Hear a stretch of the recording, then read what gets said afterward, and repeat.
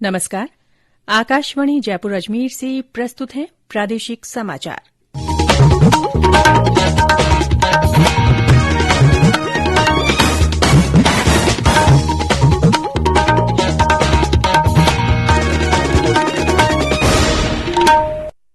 मुख्य समाचार।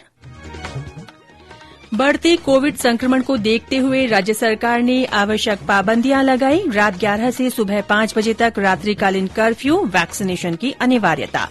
प्रदेश में कोरोना के सक्रिय मामलों की संख्या 500 के पार। संक्रमण के 131 नए मामले सामने आए। मुख्यमंत्री अशोक गहलोत ने राजस्थान पुलिस विजन 2030 का विमोचन किया। और माउंट आबू में शरद महोत्सव का शुभारंभ। मुख्यमंत्री ने महोत्सव को और आकर्षक बनाने पर जोर दिया। समाचारों के साथ मैं रितिका गुप्ता।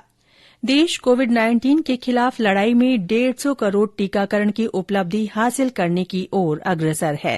कोरोना के नए वेरिएंट के समाचारों ने चिंता को बढ़ा दिया है। इसीलिए हम अपने श्रोताओं से अपील करते हैं कि जल्दी ही दोनों टीके लगवाएं और अन्य लोगों को भी टीके लगवाने में सहायता करें। कृपया इन 3 आसान उपायों का पालन अवश्य करें। मास्क लगाएं, 2 गज की सुरक्षित दूरी बनाए रखें, हाथ और चेहरा साफ रखें। कोविड से संबंधित किसी भी जानकारी और मार्गदर्शन के लिए राष्ट्रीय हेल्पलाइन नंबर 1075 पर संपर्क करें। और अब समाचार विस्तार से। प्रदेश में कोविड के बढ़ते मामलों को देखते हुए राज्य मंत्रिपरिषद ने लोगों की जीवन रक्षा के लिए आवश्यक पाबंदियां लगाने पर सहमति जताई है। मुख्यमंत्री अशोक गहलोत की अध्यक्षता में कल शाम हुई बैठक में कोरोना के ओमिक्रॉन वेरिएंट के तेजी से फैलते संक्रमण पर चिंता व्यक्त की। साथ ही कोविड दिशा निर्देशों की कड़ाई से पालना कराने पर जोर दिया गया। हमारे संवाददाता ने बताया कि मंत्रिपरिषद की बैठक के बाद गृह विभाग ने कल रात नए दिशा निर्देश जारी कर दिए हैं, जो तुरंत प्रभाव से लागू हो गए हैं।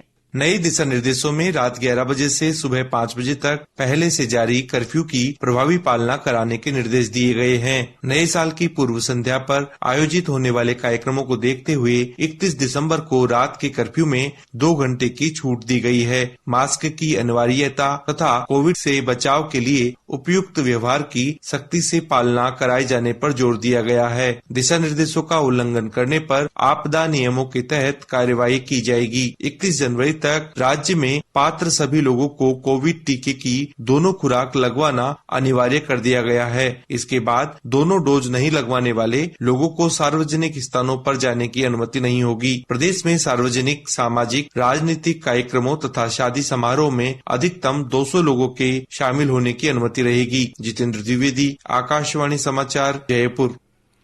प्रदेश में कोरोना के सक्रिय मामलों की संख्या बढ़कर 500 से अधिक हो गई है। वर्तमान में 537 मरीजों का उपचार चल रहा है। सबसे ज्यादा 345 मरीज जयपुर जिले में हैं। कल संक्रमण के 131 नए मामले सामने आए। सबसे ज्यादा 88 संक्रमित जयपुर जिले में मिले। बीकानेर में 12, अलवर में 6, भीलवाड़ा, हनुमानगढ़ और सीकर में 4-4, अजमेर में 3, कोटा, पाली और उदयपुर में 2-2 और भरतपुर, चूरू, जोधपुर तथा सिरोही में 1-1 व्यक्ति में संक्रमण की पुष्टि हुई।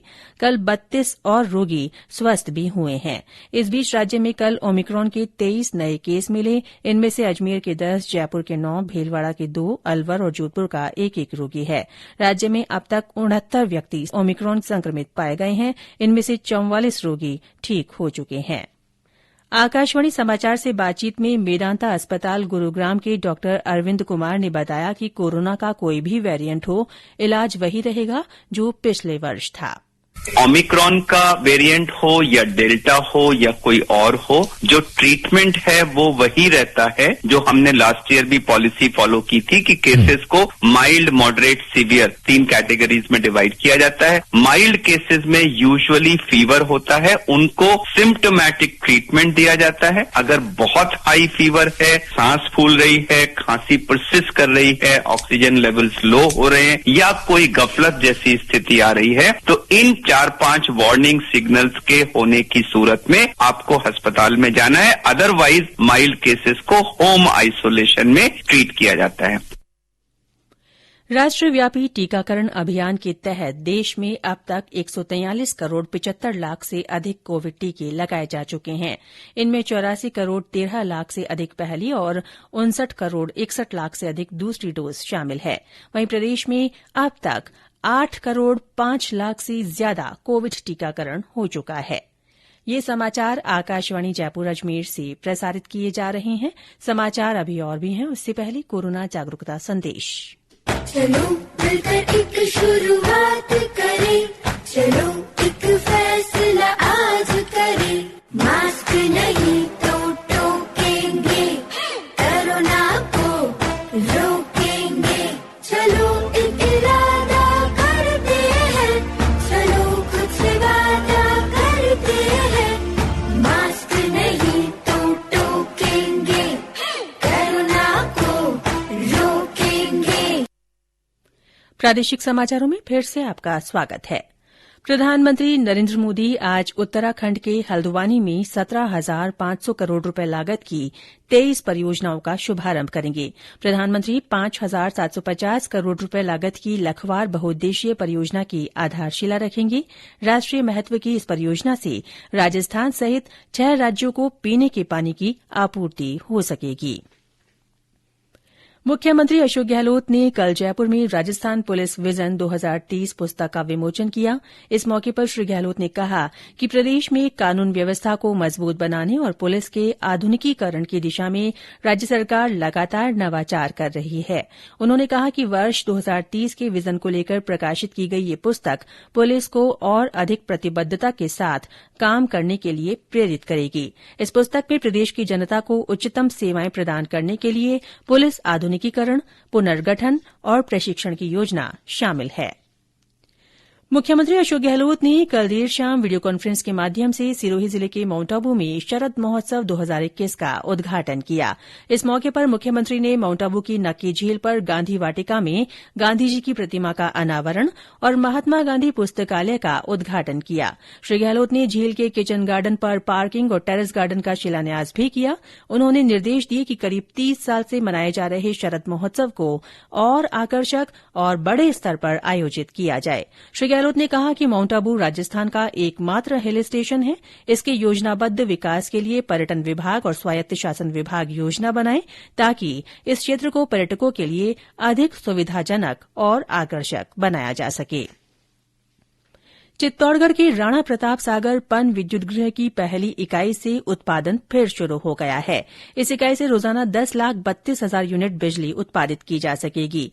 गौरतलब है कि चंबल नदी में 2019 में जल विभीषिका में पन बिजली घर की चारों इकाइयां पूर्ण रूप से जलमग्न हो गई थी। उत्पादन निगम के विभिन्न विद्युत गृहों में कार्यरत तकनीकी विशेषज्ञों की टीम ने इस इकाई को फिर से सुचारू किया है। और अब आजादी का अमृत महोत्सव से जुड़े समाचार। आजादी का अमृत महोत्सव।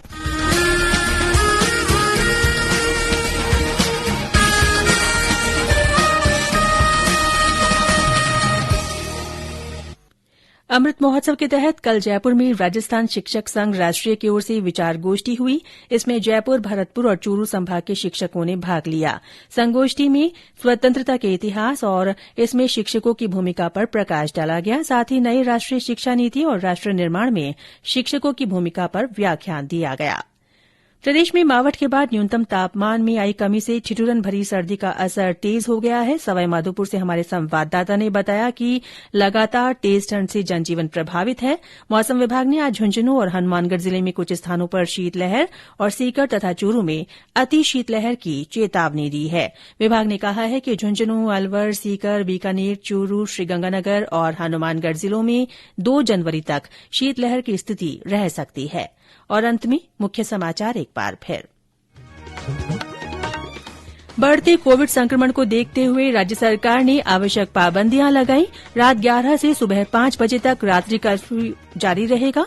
वैक्सीनेशन की अनिवार्यता होगी। प्रदेश में कोरोना के सक्रिय मामलों की संख्या 500 के पार हो गई है। संक्रमण के 131 नए मामले सामने आए हैं। मुख्यमंत्री अशोक गहलोत ने राजस्थान पुलिस विजन 2030 का विमोचन किया और माउंट आबू में शरद महोत्सव का शुभारंभ हुआ। मुख्यमंत्री ने महोत्सव को और आकर्षक बनाने पर जोर दिया है। इसी के साथ प्रादेशिक समाचार बुलेटिन समाप्त हुआ। नमस्कार।